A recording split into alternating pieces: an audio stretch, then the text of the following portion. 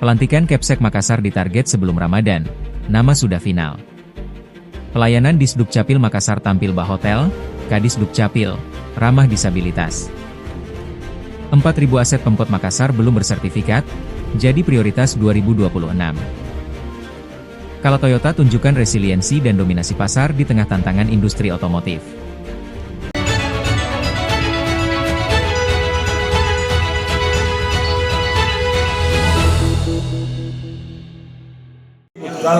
Kalau viral dengan lurah.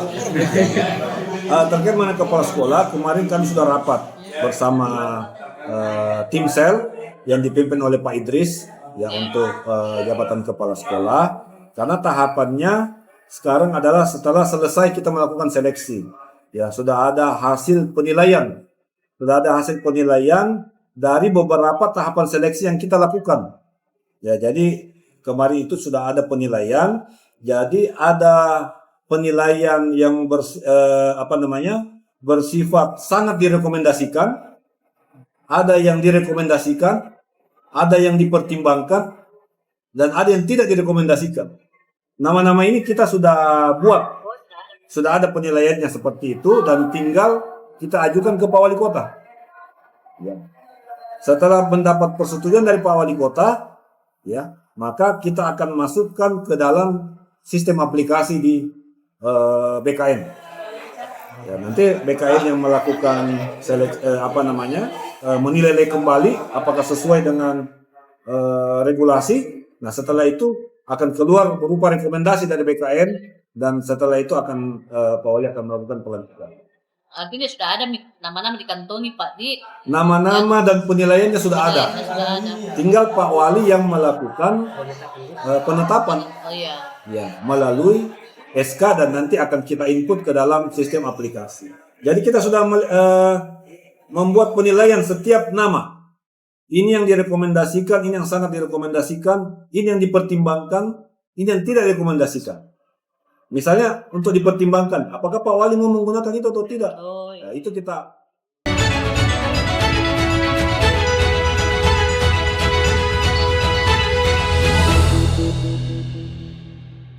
Dinas Kependudukan dan Pencatatan Sipil, Disdukcapil, Makassar melakukan pembenahan menyeluruh terhadap sistem dan ruang pelayanan publik. Transformasi tersebut menghadirkan konsep pelayanan ala hotel dengan menitikberatkan pada kenyamanan, kecepatan, serta layanan yang inklusif bagi seluruh lapisan masyarakat. Kepala Dinas Kependudukan dan Pencatatan Sipil Kota Makassar, Muhatim, mengatakan perubahan ini merupakan bagian dari komitmen pemerintah daerah dalam meningkatkan kualitas pelayanan administrasi kependudukan. Tekad kami adalah mendorong transformasi pelayanan publik yang benar-benar berorientasi pada kenyamanan dan kepuasan masyarakat, ujar Hatim, Selasa 6 Januari. Ia menjelaskan, wajah baru pelayanan di Sdukcapil Makassar tidak lagi sekadar mengurus dokumen administratif, tetapi juga menghadirkan pengalaman layanan yang humanis. Seluruh ruang pelayanan ditata ulang agar lebih representatif, tertib, dan ramah bagi semua kalangan. Inilah wajah baru pelayanan kependudukan di Kota Makassar. Lebih dekat, lebih ramah, dan lebih bermartabat, katanya. Disdukcapil Makassar kini menyediakan fasilitas ramah disabilitas, termasuk akses khusus, loket layanan disabilitas, serta ruang menyusui bagi ibu dan anak. Ruang tunggu juga dilengkapi area bermain anak serta fasilitas pendukung kenyamanan, seperti minuman, camilan, dan menu khusus yang disediakan setiap Jumat. Dengan semangat pelayanan Dukcapil ala hotel, kami ingin masyarakat tidak hanya mengurus dokumen, tetapi juga merasakan kenyamanan, keramahan, dan pelayanan yang manusiawi, tegas Hatim. Menurutnya, gagasan layanan ala hotel lahir dari pengalamannya mengakses berbagai layanan publik dan swasta. Ia menilai pelayanan pemerintah tidak boleh tertinggal jauh, meskipun tidak sepenuhnya bisa menyaingi investasi sektor swasta. Kita harus jujur mengakui, masih banyak yang perlu dibenahi.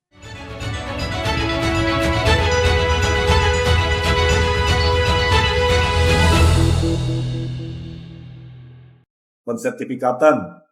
Ya, terkait mengenai aset-aset ini 2026 Pak Wali menginginkan bahwa sertifikasi terkait mengenai aset-aset khususnya yang ada di KIP-A atau tanah dan bangunan ini harus ada prioritasnya. Karena kalau kita melihat menghitung aset yang ada di Kota Makassar, ini ada 6.000 lebih aset ya, yang harus kita amankan, baik secara administrasi maupun pengamanan fisik.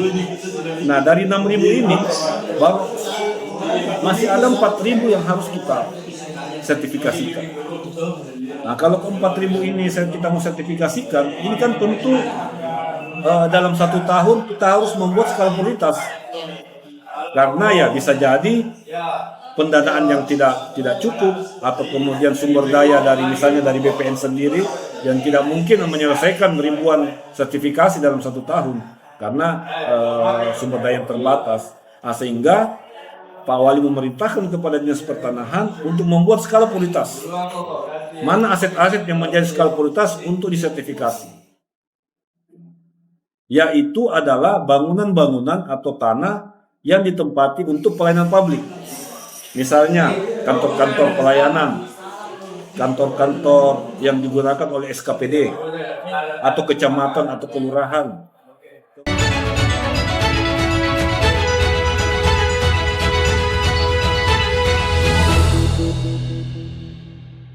Di tengah dinamika industri otomotif yang menantang, Kala Toyota berhasil menunjukkan resiliensi dan dominasi yang luar biasa di tahun 2025. Berdasarkan data penutupan tahun, Kala Toyota resmi mencatatkan pertumbuhan performa yang signifikan meski kondisi pasar secara umum sedang mengalami kontraksi.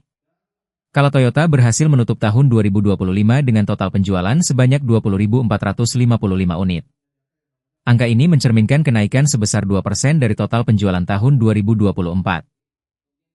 Sepanjang tahun 2025, market otomotif secara keseluruhan mencatatkan penurunan penjualan hingga 13%. Namun, di saat tren pasar menurun, Toyota justru semakin kokoh di puncak dengan dominasi pasar hingga 39,7%. Angka tersebut mengalami kenaikan hingga 5,3% dibandingkan tahun 2024.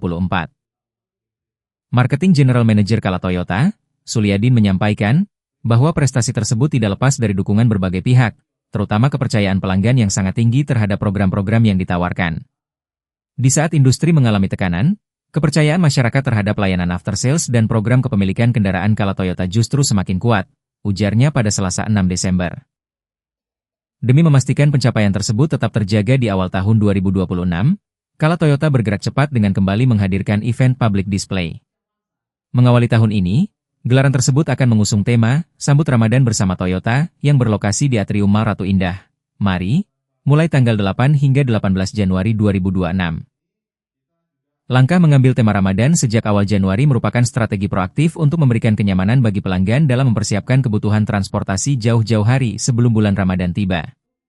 Hal ini bertujuan untuk menghindari antrean unit, inden, yang biasanya memuncak menjelang Idul Fitri,